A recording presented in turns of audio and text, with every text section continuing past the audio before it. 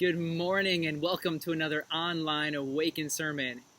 We're just about at the fall and it's a crisp fall morning out here. Absolutely love it, especially after the humidity and the hot summer that we've all had.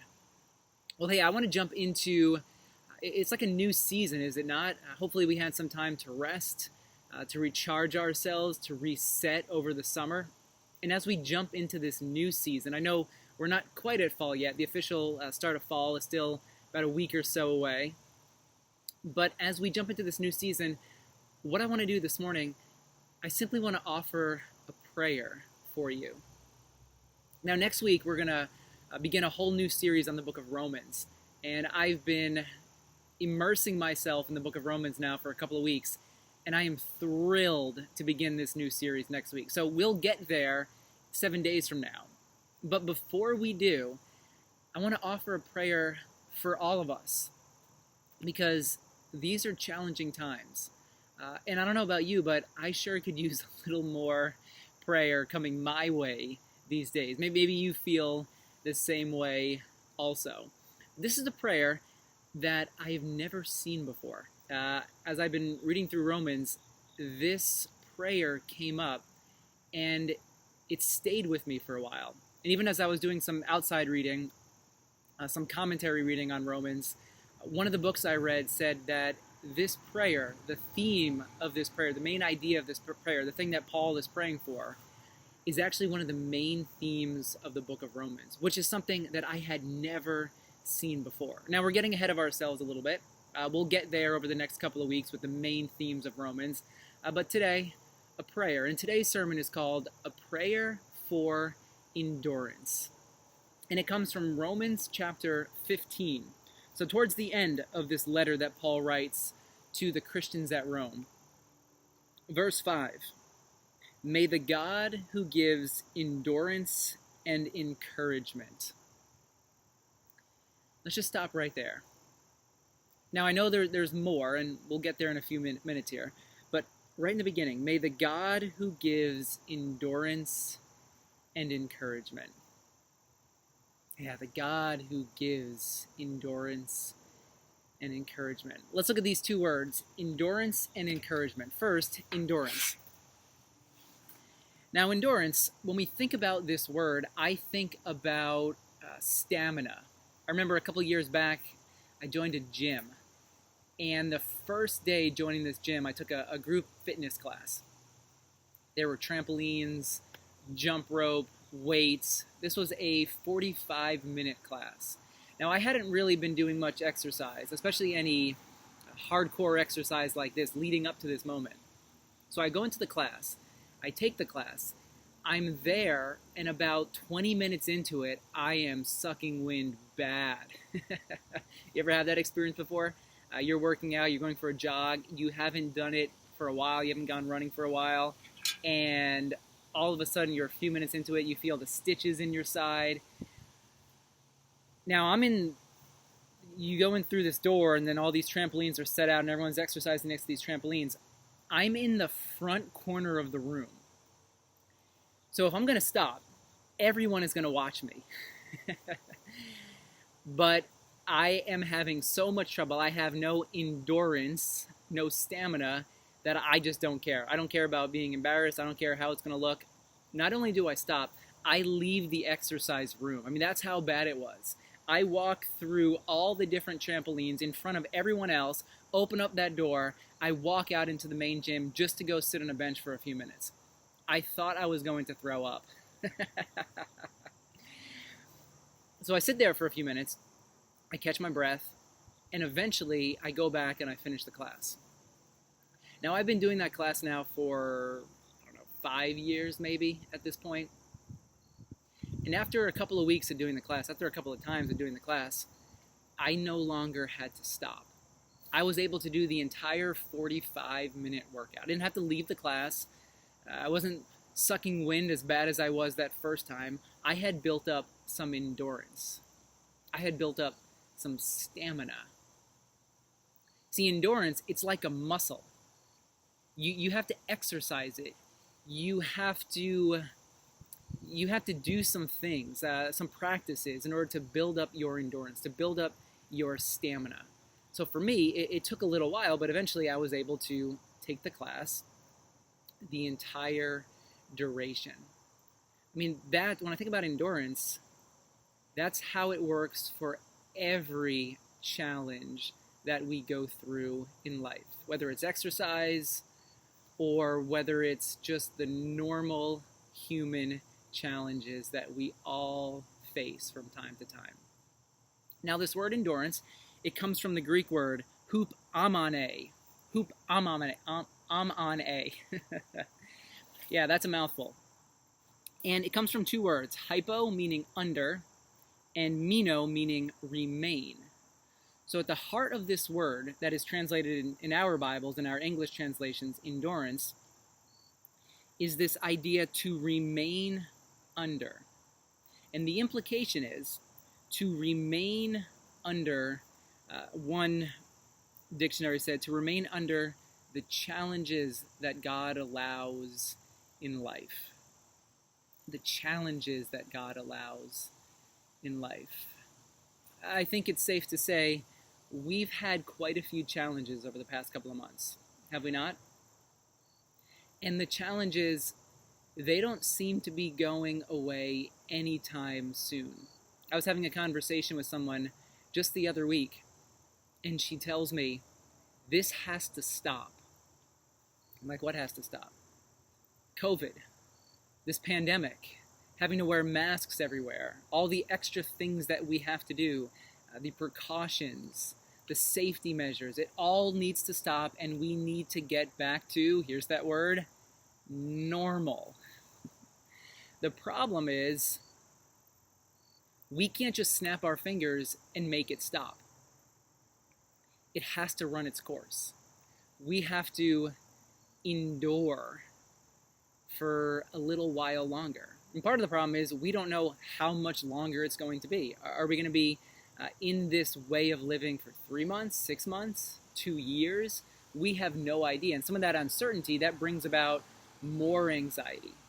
The uncertainty about not knowing when it's going to end. If you knew, okay, 3 months from now, it's going to all go back to normal, you'd be like, all right, I can endure for 3 more months. But when you're forced to endure something where there's no end in sight, there's no clear end about when everything is going to go back to how it was before, it makes things a little more difficult. And in talking with many of you over the past couple of weeks, what I've come to discover and realize, what I've seen, maybe you've seen this too, we all have our unique challenges. We're all going through our own challenges and difficult moments, and they're unique to each one of us. I was talking to my cousin the other week. He lives down in North Carolina. He has 2 kids, 2 boys, with a second and third grade, and he's decided, him and his wife have decided that they are going to homeschool for the entire year. They're going to keep them at home. They're going to be doing remote learning, actually. Now, he was telling me how hard of a decision it was. He believes he made the right decision, but it's a really difficult decision because he's had to change his entire work schedule. Now he's going to be working Friday through Monday so that he can be at home helping to facilitate all the work that his kids have for the rest of the week. And then his wife is going to be watching, she's going to be taking care of them over the weekend while he's working, but then also facilitating on Friday and Monday. And he tells me it's really going to put a strain on his marriage because there are already enough challenges that life throws at all of us. Now this on top of it, and having to adjust their schedules in a way where they're really not going to see each other too much. What about, I was talking to one of my friends, one of the grocers at the grocery store we go to every single week, Ibrahim. We were talking the other day, and he tells me, you know how hard it is to have to wear a mask every single day for the entire time that I'm in this store? It's a challenge that's particular to him. Maybe it's a similar challenge that you're facing. You work, your job requires that you have to wear a mask 8 hours, 9 hours a day. That's difficult. I'm in the store for half an hour and I'm ready to pull that mask off. and to go and breathe some fresh air without a mask. What about businesses? Many business owners are saying how difficult it's been. We're seeing businesses now beginning to close as a result of the pandemic. There's lots of different challenges. Challenges that are related to COVID, but challenges that aren't even related. Now they've just escalated a little bit. Maybe you're an at-risk individual. You've had some health issues along the way. Now you're beginning to worry a little bit more about, okay, I'm one of those at-risk individuals. Do I stay home more? Can I go out? What's going to happen if I go out? All these questions and challenges that we're facing. And we all have them. They just look different for all of us. See, these times that we're in, they're not normal times. We all know this. Going back to one of the first sermons that I gave all the way back, one of the first online sermons I started giving all the way back in March. This is anything but normal. So a prayer for endurance. I could use some of that. I think we could all use some of that. Anyone else? You could use a little more endurance. You could use kind of a shot in the arm. You could use another dose of endurance in order to get us through the next phase of whatever this is, whatever you want to call this, whatever this is we're going through. You could use another shot in the arm in order to get you through the next couple of weeks. And then let's look at this next word, encouragement. Now this word I find absolutely fascinating. This is the Greek word, paraklesis. And it means, other ways to define this word besides encouragement, calling to one's aid, comfort, help. What I find fascinating about this word, the word that's used for the Holy Spirit, the comforter, the helper, is paraclete. This word for encouragement and Holy Spirit, they come from the same Greek word. It means a helper. Someone who is coming to your aid to provide some assistance, a little encouragement. You can keep going. You can keep doing this. Or maybe to lift you up a little bit, to carry you for a couple of steps. There's a beautiful picture.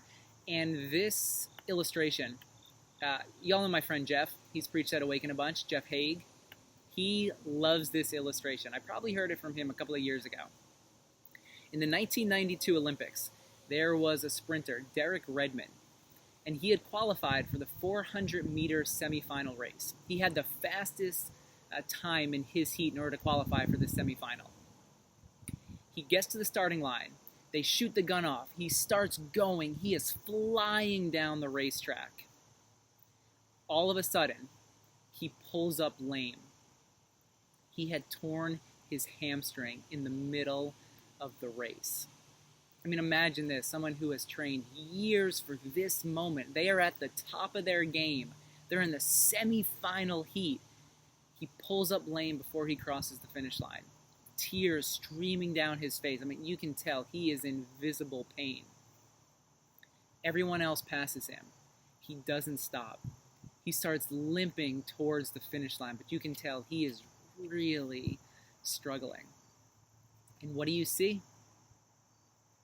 Running down from the stands is his father. He jumps, hurdles this gate. I mean, you're not supposed to do this as a spectator in the middle of a race. He jumps over that gate. He comes right next to his son. He puts his arm around him, and he helps him. He carries him to the finish line. He says, we're going to finish this together. It's a beautiful picture of comfort, of coming to one's aid, of encouragement, of carrying someone a couple of steps. I mean, could anyone else, could you use some encouragement right now? Could you use some help, some comfort, some assistance? See, what Paul is praying for in this verse in Romans, he's praying for these Romans, for these Roman Christians, to have endurance and encouragement because they're facing struggles. They're facing challenges. They're feeling weary, as any of us do, whenever we come across difficult moments in life. And what Paul believes, when he offers this prayer, he's saying something so profound. He's saying that what he believes about God, what he believes about the divine, the true God of the universe, is that God is a giver of endurance. God is a giver of encouragement. God isn't someone who's on the sidelines watching us face these challenges and struggles and difficult moments, but rather God is in the game with us. God isn't somewhere up there in the clouds just watching us go through everything we're going through, but rather God is an intimate presence in our lives. Now, there's two things to note. First, this endurance and this encouragement, it comes from outside ourselves. We live in a culture where we are trained. We're brought up in a society where we're told you must figure it out on your own. You must become a self-made man or a self-made woman. Do it on your own. It's a badge of honor. Oh, it's okay. I'm tough enough. I'm strong enough. I have enough power within me. I can do this on my own. Yeah, it's going to be tough. It's going to be hard, but it's all right. I can plow through this. I am going to get through this on my own. It's a badge of honor in our society. When Paul offers this prayer, this prayer is the opposite of how we've been trained to live, because this is a prayer of humility. It's a humbling prayer. It's a prayer where we recognize, we acknowledge, I could use a little help. I could use a hand. I could use some assistance. I'm struggling under the weight of all of this, and I sure could use some comfort. It's been a grind for a while, and I really need someone, or I need some endurance or encouragement beyond what I myself can manufacture or produce.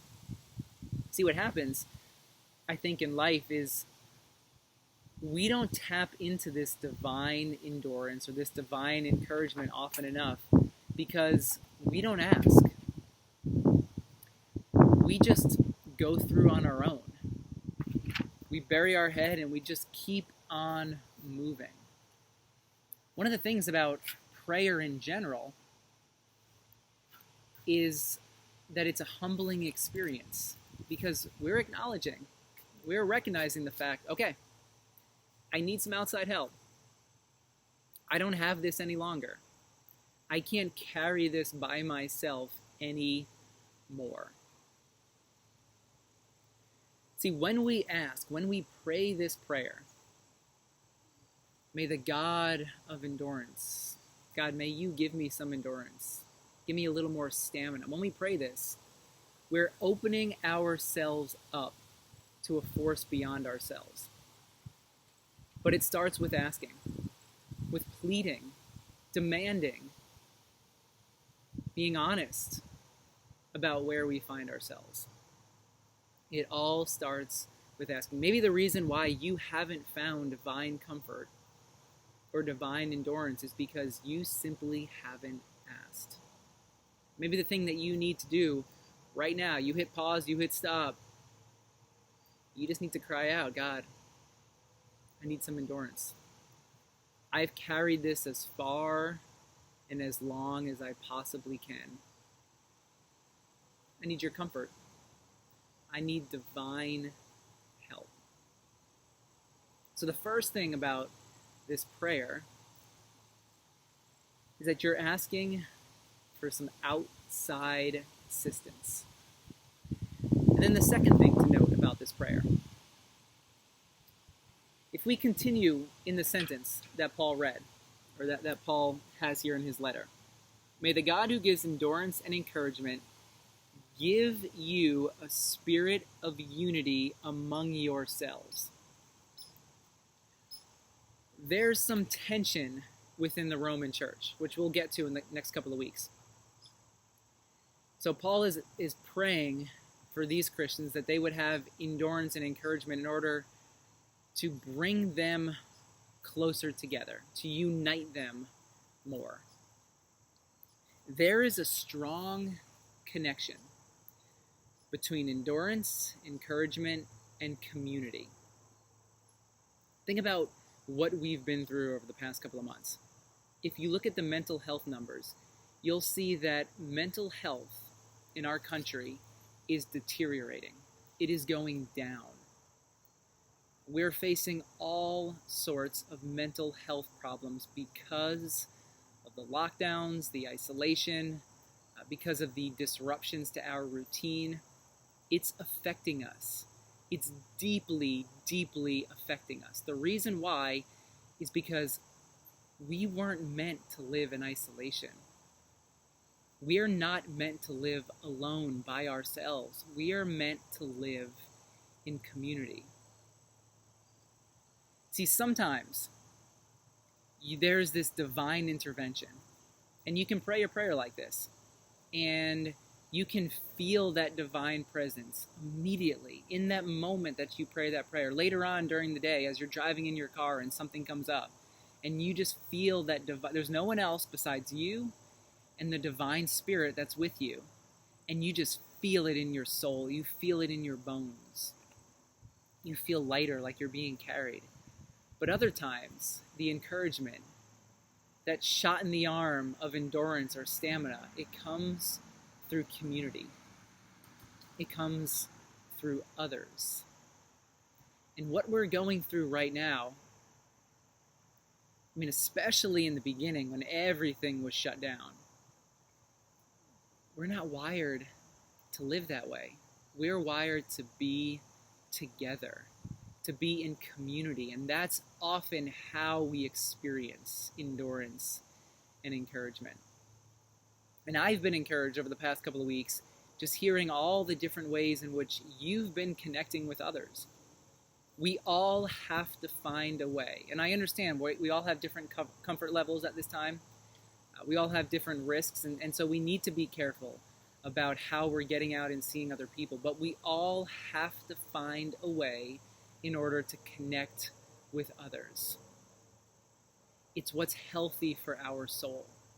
This table, this patio table that I'm sitting on right now recording this sermon, I have shared meals with people over the summer, sitting at this table. Where I'm sitting to the other side of the table, easily 6 feet apart, outdoors. And it's been great getting together with friends, just talking, conversing, not having to do things online, not having to deal with the other person freezing up or getting choppy from time to time, but having conversations with people in the flesh. And it's been encouraging.